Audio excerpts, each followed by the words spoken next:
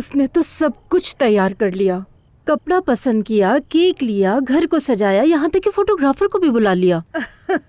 Photographer बुलाया किस लिए? बच्चों को तस्वीरें दिखाने के लिए। ये तो कमाल है।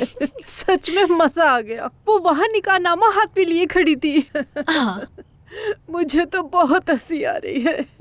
मेरा ख्याल है शायद जमरूत ने उसे महसूस कर लिया था अम्मी। वो तो महीनों से सो रही थी और शादी के दिन ही जाग गई। कुछ खुशकिस्मत होते हैं, कुछ नहीं। और हम उसी की शादी का केक खा रहे हैं, जमरूत के जागने का जश्न मनाने के लिए। दोहा, दानिया साहिबा।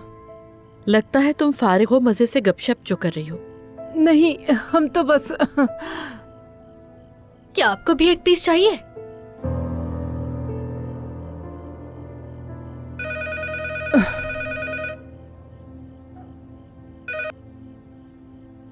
जी सुन रही हूँ। हाँ ठीक है ठीक है, हम आ रहे हैं। दरअसल अदनान साहब की कॉल थी, वो हमें बुला रहे हैं। कहा कि जल्दी से आ जाओ। चलो बेटी जल्दी करो।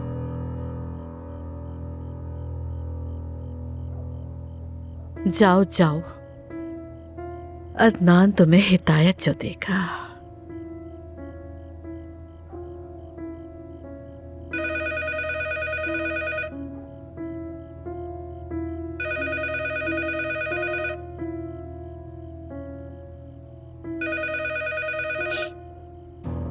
हेलो। हेलो दोहा आपा, क्या मेरी अम्मी वहाँ है? नहीं, मैं दानिया हूँ। आप वहाँ क्या कर रही हैं? क्या आप उन्हीं लोगों के साथ रह रही हैं? ये सब छोड़ो, पहले ये बताओ तुम्हें क्या हुआ है? क्या मेरी अम्मी वहाँ है?